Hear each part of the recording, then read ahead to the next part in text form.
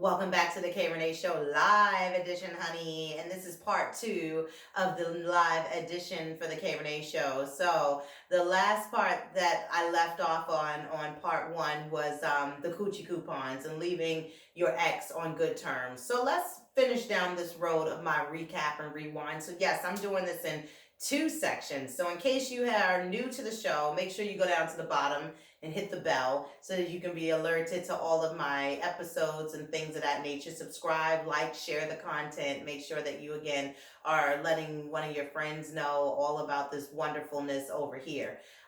So as this is the season 9 wrap up, the gig is up.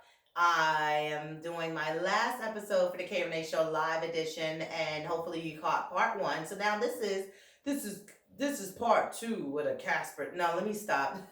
We gonna get funky. Yeah. Clap your hands. So anyway, moving right along as I basically wrapped for the coochie coupon as I ended within part one. Yeah, leaving your ex on a good term. Sometimes it's important for people. You know what I mean?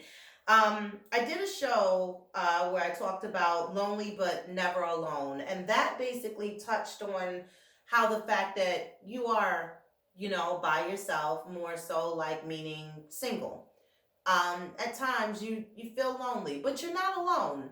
And understand. Let me be clear. You have your friends. You have your close knit comfort of people, family, friends. Like I said, that you get to hang out with, and maybe do your little girls' night, once a month or whatever. You have children, they keep you alive and well and happy because you get to be, more entertaining or entertaining them, and vice versa. They're entertaining you as well. They're growing in front of you, you get a chance to see it. But I think sometimes when you're lonely, it's the fact that you're craving for the companionship of an adult. You need a physical touch. You want some adult conversation. You want to have that outing, with some adult company. Fuck it. Maybe you just really want to just fuck, and you're feeling lonely because you don't have that. I'm gonna let you in on a little secret. Everybody's not gonna leave this world and their life with a relationship. Sorry to be the bearer of bad news, but let's face reality. Some people look at themselves as damaged goods. Like, it's been such and such amount of years. Nobody likes me. Nobody's gonna want to be with me. Okay. And like I said, as in a way of contradicting, if you're manifesting, meditating, praying to the gods, or whoever your higher power is that you look upon for your prayers, for a relationship, you will have to do some of the work also. I didn't say you just gotta chill and just be easy breezy, beautiful cover girl. Bitch, you're gonna have to put in some work. You're gonna have to put yourself out there in a sense, you might have to get rid of that type you like. There may be somebody that's different from the type you are liking or used to where you might have to remix. Oh, you might have to switch it up a little bit. And maybe you'll find yourself surprised that the person that really wasn't a part of being your type comes to be the match of your life. But don't stress yourself is really what I want to say. The more you stress about it and you don't let the divine timing take its course or run its course to bring you what you're looking for, that might be the issue as to what you will find as to suffer from. And again, by all means, don't be so desperate and just take anything. But find some time to find things of more self care and focus on you. And I promise you, when you do that and stop worrying about everybody else's relationships and marriages and everything like that, that you feel as though, because again, society will fuck your mind up. and they'll make you think that everything that you're seeing is normal and this is how life is and everybody's happy. But if couples actually took pictures every day when they're distraught or pissed off with each other, as opposed to the cheesy pictures that they put up when they're happy, you don't know how many types of trials and issues that they're going through behind closed doors. They only letting you see what they want people to see, so that you can believe that it's all golden grams cereal over there, where they are. Which they might be on the verge of, like, this motherfucker got one more motherfucking time and I am done and I'm gonna leave before I cut and slice their throat. So let me moonwalk my ass up out this shit, because of the simple fact that I know it's not working. But like I said, check that one out. It's a little more in depth from what I just gave you. Maybe some tips you can take along the way to help yourself. Understand something as well. Another topic I had talked about. Her friends are not your friends. Okay? And also vice versa, especially for my heteros. His friends are not your friends, sis.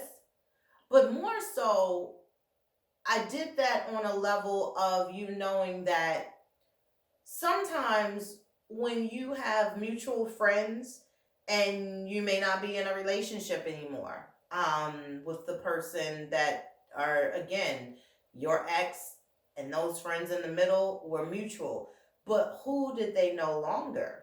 Was it you or was it your ex? And that means that based on that alone of the relationship of the friendship, that is going to be the person who will get the invites to the parties and the outings and the events. And they're not going to invite you, honey, because they want to keep the drama out. And they don't want it to be an issue, especially if one of you are still hurting because of the fact that you are not together. That they don't want it to be a trigger moment where it brings up a bad memory, or it can cause hurt and the pain all over again to be relived. If you all just see each other in the same, like I said, vicinity, area, party, event, outing, whatever. So, you never know what the other may be going through. And again, some people, again, are shady boots, bitch. And they are taking sides. And guess what? They're not taking yours. I know sometimes it can piss people off, especially when you end a relationship and it was on bad terms, how you end it, and there wasn't a good closure to it. But, I think the things that really piss people off is that the fact that everybody don't know your story. Now, how important is it for them to know your story? Because if at the end of the day, they're still going to believe what they want to believe anyway, whether it be your story or your ex's story. But again, if people are real genuine to the extent of who they really are or want to portray to be, then it honestly shouldn't matter whose side of the story is what, because if they genuinely like you both equally the same, then both of you should still have, I think, a invite or have a chance to be able to be a part of the festivities. Pushing the fuck right along. Transparent soul. I can see right through you, so you know. Willow. I know that shit was a side, but that bitch, that's my girl right now. Okay. Shout out to Will Smith with his book. I want to read that shit. I think it's out or it's coming out. I don't know. But I'm going to tell you right now, all honesty, straight up, for real, I got a straight crush on Will. And it's not even about that, because Will's a nice looking guy. He's a nice looking guy. He's aging well. Jada fucked him up. God damn it. but you can see like the little tolls that were taken. But the magazine, the GQ cover, him being more out and open about their open marriage and shit like that. Like I said, it's always something going on with both sides. But it's something about Will, even down to the Fresh Prince, the Fresh Prince and Jazzy Jeff and the Fresh Prince, like even to his rap career, to him being Fresh Prince of Bel-Air, to his movies. I am a fan of Will Smith. It's something about his charisma, because it's that Libra shit. They're charismatic people, they're charming, yeah. But I can tell his personality is dope. I really can, and I know he's done some growing. I'm moving shit because I feel like, yeah, I got it. Piece of hair on my lip, but I love Will. I do. I support him. Jada, she Virgo and everything, but I'm gonna have to reevaluate some shit with Jada. I'm gonna have to call her. I'm gonna have to call her.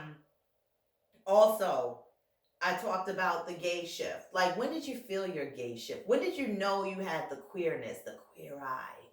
You know what I mean? Like, when did you know you be like, I like her. I like her a lot. I like her a lot. She beautiful. I like her hair. Her skin tone is beautiful. Like, when did you know, like, you like your people, like, meaning your same sex? You know what I mean? When did you fantasize of knowing, like, I could really eat her out? I could do that. I could see me doing that. It would be so beautiful. I think she's beautiful. Like, I just want to fuck her. Like, when was it a teenage crush that you had on, like, one of those, like, was it a singer? Was it an actress that brought it out? Like, or was it the fact that you may have been in a situation, you experienced a relationship with a boy for the first time, and maybe you even had sex with the guy the first time, and he was like, "This ain't where it is. This ain't it." And I can even spin this do-si-do around your partners. I can spin this shit around for men. Men, again, they had a queer eye to know that they were gay, that all they wanted to have is another man to thrust and lust them, to suck them off, and vice versa, to return the favor. Women's sex is more sensual as far as from women to women. And I don't know about men to men because I'm not a man. But what I can say is, some women have found their queerness at an older age. It may have took a little bit of time to know that this is not where they want to be. I know of women who had full-fledged marriages with men, had fucking babies, and they are just as masculine as they want to be today, okay? So something switched, and maybe back in the day, they never really ever liked really being penetrated by dick, Maybe they just felt like, well, this is the way I'm supposed to go, and this is what it's supposed to be, until they learned to free themselves and be happy for what it is that they wanted in life. So, transparent soul, I can see right through, just so you know. Yes, Travis Barker on them fucking drums. What the fuck? Yes. Oh yeah. Meet me at our spot. Yeah, Willow. I'm gonna have to download the goddamn something.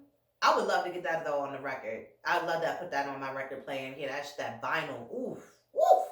Yes, yes. I'm sorry, y'all. But other than that, I just wanted to break it down just to let you know with some of the things that you did miss. I didn't cover all of it, but definitely, you guys, please do understand that I thank you so much for tuning in again for season 9 with the Renee Show. Even from, if you were a fan from the beginning, it started off a little rough, a lot of immaturity, a lot of growth has happened, and finding my niche and my groove. It took a minute, but I'm happy to still be here, and I'm happy to see what comes out for season 10. So yes, thank you all for tuning in. Make sure that you definitely check out the audio version of this podcast show that I dropped today, that the gig is up. And don't forget to check out my interview that I did with Mama Life Podcast today as well, earlier. And please subscribe, like, share the content, go back. And like I said, I will be here throughout. It is baking season, so I'm getting ready and geared up for that. Starting to, get my vending on and, get myself out there with my side business. But like I said, I love you guys. I couldn't thank you enough for just being here.